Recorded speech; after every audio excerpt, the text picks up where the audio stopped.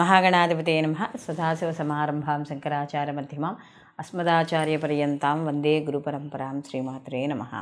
ప్రేక్షకులందరికీ స్వాగతం. రవి కుజుల యొక్క కలయిక అంటే ఒకే రాశిలోకి రవి కుజులు ఇద్దరూ కూడా సంచారం చేయడం అనేది జరుగుతోంది.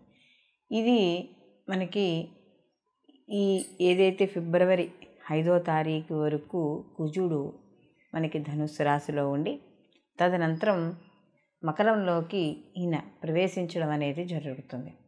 ఈ మకరంలో ప్రవేశించడం అనేది కుజుడికి ఆ యొక్క స్థితి ఏదైతే ఉందో, ఆ యొక్క స్థానం ఏదైతే ఉందో అది ఉచ్చస్థితిగా చెప్పవచ్చు.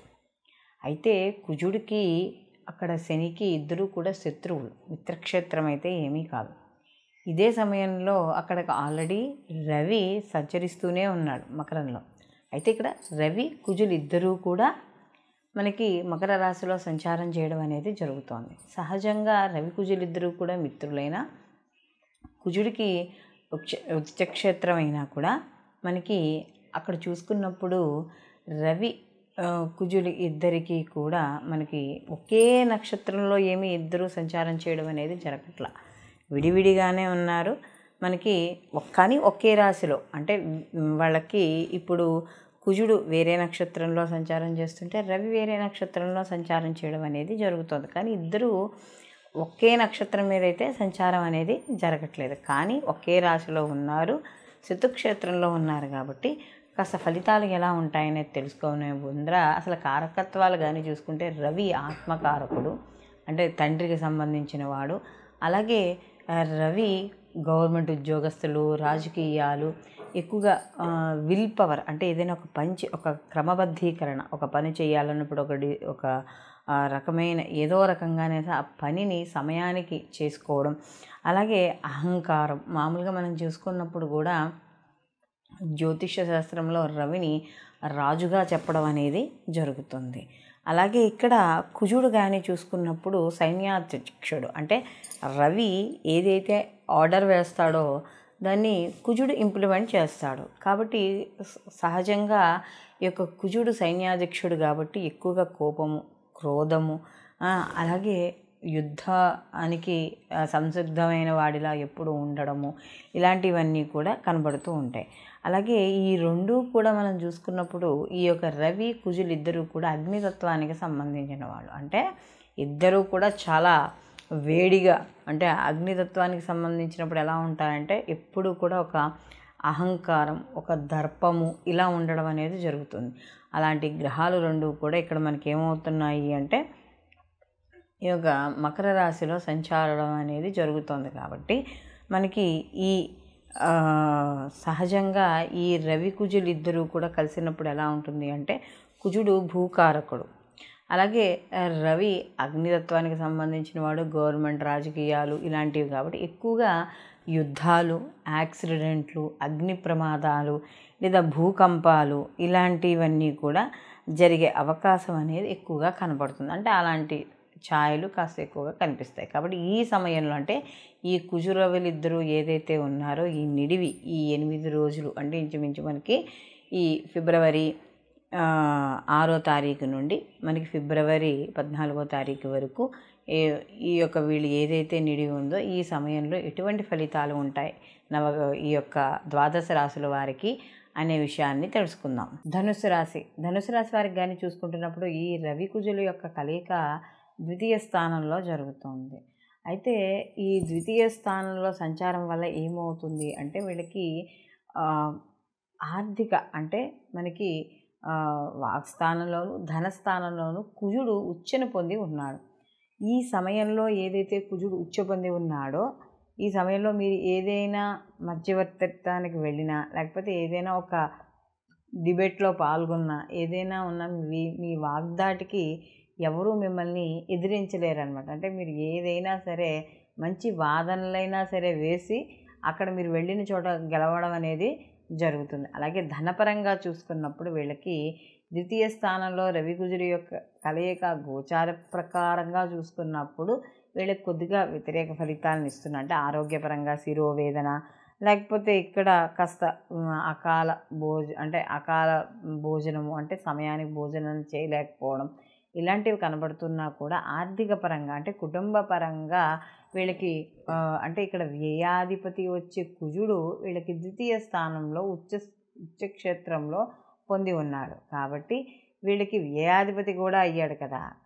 అంటే ఇక్కడ ఖర్చు ఉన్నా కూడా దానికి తగ్గట్టుగా ఆదాయం ఉంటుంది. భూములు కొనుగోలు చేయాలనే ఆలోచనలు, లేదా ఈ సిమెంటు కాంట్రాక్టు, ఈ కన్స్ట్రక్షను, లేకపోతే ఈ వీటికి సంబంధించి పనిముట్లకు సంబంధించి వ్యాపారాలు ఎవరైతే చేస్తున్నారో, అలాగే ఐటీ రంగంలో ఉన్న వాళ్ళకి, ఈ సర్జరీస్ చేస్తున్న మెడికల్ స్టూడెంట్స్ ఉంటారు కదా, వాళ్ళకి వీళ్ళందరికీ కూడా అనుకూలమైన ఫలితాలు ఎక్కువగా గోచరించడం అనేది జరుగుతోంది. అలాగే ఈ యొక్క ధనుస్సు రాశి వాళ్ళకి ద్వితీయ స్థానంలో ఈ యొక్క సంచారం వల్ల కొంత అంటే మధ్య మధ్యలో కుటుంబ బంధుమిత్రుల పరంగా కూడా మాట పట్టింపులు అనేవి వస్తాయి. కానీ అదైతే ఇది ఎక్కువ సమయం లేదు కదా, కాబట్టి ఉన్నది తక్కువ సమయమే కాబట్టి కాస్త ఆ ఉన్న సమయంలో ఆ 8 రోజులు కూడా జాగ్రత్తగా వ్యవహరించుకుంటే, అంటే ఏదైనా ముఖ్యమైన పనుల మీద బయటికి వెళ్ళేటప్పుడు దానప్పుడు పెద్దల సలహాలు తీసుకోవడం, లేదా ప్రతి పనిని కూడా ఆలోచించడం, ఇలాంటివి అనేది చేయాలి. అలాగే కాస్త గవర్నమెంట్ ఉద్యోగస్తులు కావచ్చు, రాజకీయ నాయకులు కావచ్చు, దీంట్లో పనిచేసే వాళ్ళందరికీ కూడా కాస్త అనుకూలంగా ఉండడం అనేది జరుగుతుంది. ఎందుకంటే పూర్తిగా రవి కుజులు ఇద్దరు శత్రుక్షేత్రంలో ఉన్నా కూడా కుజుడు ఉచ్చస్థానాన్ని పొంది ఉన్నాడు. కాబట్టి ఇక్కడ అనుకూలమైన ఫలితాలే ఎక్కువగా గోచరించడం అనేది కూడా ఈ ధనుస్సు రాశి వాళ్ళకి జరుగుతోంది. కేవలం వీళ్ళ యొక్క ఆరోగ్య అంటే ఈ యొక్క ధనుసు రాశి వాళ్ళకి కానీ చూసుకుంటే ఈ మన శిరస్సుకు సంబంధించిన విషయాల్లో కాస్త జాగ్రత్తగా ఉండడం అనేది మంచిది. శారీరక పరంగా కేవలం ఆరోగ్య విషయాల్లో ఈ యొక్క రాశి వాళ్ళు జాగ్రత్తగా ఉంటే మిగతా పనులన్నీ కూడా ముందుకు వెళ్ళడం అనేది జరుగుతుంది. ఈ యొక్క ధనుసు రాశి వాళ్ళు మరిన్ని మంచి ఫలితాలు పొందడానికి వీళ్ళు ప్రతి నిత్యము కూడా సుబ్రహ్మణ్య ఆరాధన చేసుకోవడం, అలాగే ఇక్కడ ఈ సుబ్రహ్మణ్య ఆరాధనతో పాటుగా వీళ్ళు ఏం చేస్తారంటే ఈ సూర్య నమస్కారాలు కానీ, అరుణ పారాయణ కానీ, లేదా ఈ వీళ్ళు చేసే ఈ సమయంలో మనకి ఈ పూలు దొరుకుతాయి, వాటిలో ఏమంటారు తెల్ల జిల్లేడు పూలు, అలాంటివి దొరుకుతాయి, వాటితో అర్చన చేసుకోవడం, లేదా ప్రతిరోజు కూడా ఒక 4 రేగిపళ్ళు దొరుకుతాయి కదా మనకి, తినే రేగిపళ్ళు, ఆ రేగిపళ్ళను సూర్యభగవానుడికి నివేదన చేసి దాన్ని ప్రసాదంగా స్వీకరించడం ద్వారా మరిన్ని మంచి ఫలితాలు పొందడం అనేది జరుగుతుంది. ఈ రవి కుజుల యొక్క కలయిక కానీ చూసుకున్నప్పుడు మనం మొదట్లోనే చెప్పుకున్నాం, ఈ రవి ఆత్మకారకుడు, కుజుడు వచ్చేటప్పటికి మనకి సంజ్ఞాదక్షుడు అని. సహజంగా ఈ సమయంలో జరిగే ప్రకృతి వైపరీత్యాలు కొన్ని జరుగుతూ ఉంటాయి. అలాగే సహజంగా మానవ తప్పిదాలతో జరిగే ఇబ్బందులు, పొరపాట్లు కూడా జరుగుతూ ఉంటాయి, అందులో శత్రుక్షేత్రంలో కాబట్టి. అయితే ఇవి గోచార ఫలితాలుగా మనం తీసుకోవడం అనేది జరుగుతుంది. అంటే మనకి ఈ గ్రహాల ప్రస్తుతం ఏవైతే గ్రహాలు ఉన్నాయో ఆ గ్రహాల యొక్క స్థితిని బట్టి మనం చెప్పుకునే ఫలితాలు గోచార ఫలితాలు. ఇలాంటి గోచార ఫలితాల్లో మనకి మంచి చెడు రెండూ ఉంటాయి. అంటే కొన్ని రాసుల వాళ్ళకి శుభ ఫలితాన్ని, కొన్ని రాసుల వాళ్ళకి ఆ గ్రహాల యొక్క స్థితిని బట్టి అశుభ ఫలితాలని ఉండడం అనేది జరుగుతుంది. అయితే ఇక్కడ మనకి ఈ గోచార ఫలితాలతో పాటుగా జన్మ జాతక ఫలితాలు కూడా తప్పకుండా పరిశీలనలోకి తీసుకోవాలి అని చెప్పడం అనేది జరుగుతుంది. ఎందుకంటే మనకి ఈ గోచార ఫలితాలు కేవలం మనకి ఏదైనా కొంతవరకు సూచన ఇవ్వడం అనేది జరుగుతుంది. అంటే ఈ సమయంలో ఈ పని చెయ్యి, ఈ సమయంలో ఈ పని చెయ్యొద్దు, దీనివల్ల నష్టం జరుగుతుంది, దీనివల్ల లాభం జరుగుతుంది అని గోచార ఫలితాలు కానీ జన్మజాతక ఫలితాలు కానీ చెప్పేది ఒకటే. అయితే ఇక్కడ గోచార ఫలితాలతో పాటుగా జన్మజాతక ఫలితాలు అనేవి తప్పనిసరిగా పరిశీలనలోకి తీసుకోవాలి. ఎందుకంటే ఇక్కడ మనకి ప్రభావం అనేది గోచారంతో పాటుగా జన్మజాతక ఫలితాల్లో కూడా ఉంటుంది. అంటే వాళ్ళకి జరిగే మహర్దశలు కావచ్చు, అంతర్దశలు కావచ్చు, ప్రత్యంతర్దశలు కావచ్చు, ఈ వీటితో పాటుగా కొంత కర్మ ఫలితం కూడా మన మీద ఉండడం అనేది జరుగుతుంది. కాబట్టి ఇక్కడ ఈ మనకి ఇప్పుడు మనం చెప్పుకునే రవి కుజుల యొక్క కలయిక వల్ల అనేది కొన్ని రాశుల వాళ్ళకి శుభ ఫలితాలు, కొన్ని రాశుల వాళ్ళకి మిశ్రమ ఫలితాలు, కొన్ని రాశుల వాళ్ళకి అశుభ ఫలితాలు ఉండడం అనేది జరిగింది. కాబట్టి వీళ్ళందరూ కూడా అంటే కామన్గా చూస్తున్నప్పుడు ఈ రవి అనేది మనకి ఆరోగ్య ప్రదాత. అలాగే మనకి ఈ యొక్క గవర్నమెంట్ ఉద్యోగాలు కావచ్చు, రాజకీయ నాయకులు కావచ్చు, ఏదైనా సరే ముఖ్యంగా మెయిన్ కాన్సెప్ట్ తీసుకున్నప్పుడు ఆరోగ్యకారకుడు. అలాగే కుజుడు కూడా కొంత తన యొక్క ఏదైతే ఈ యొక్క యుద్ధ రంగానికి దీనికి దానికి సంబంధించిన వాడు, దానికి సంబంధించిన వాడు. కాబట్టి ఇలాంటి గ్రహాలు, ఈ 2 గ్రహాల యొక్క కలయిక వల్ల కూడా కొంత చిన్న చిన్న ఇబ్బందులు అనేవి ఏర్పడతాయి. అంటే ఈ ఏదైతే కుజుడికి సంబంధించిన భూముల్లో వ్యాపారాలు కానీ ఇలాంటివి చేసే వాళ్ళందరికీ కూడా కొంత కలిసి రావడం, అంటే ఉచ్చస్థితే కదా, కొద్దిగా కలిసి రావడం అనేది జరుగుతుంది.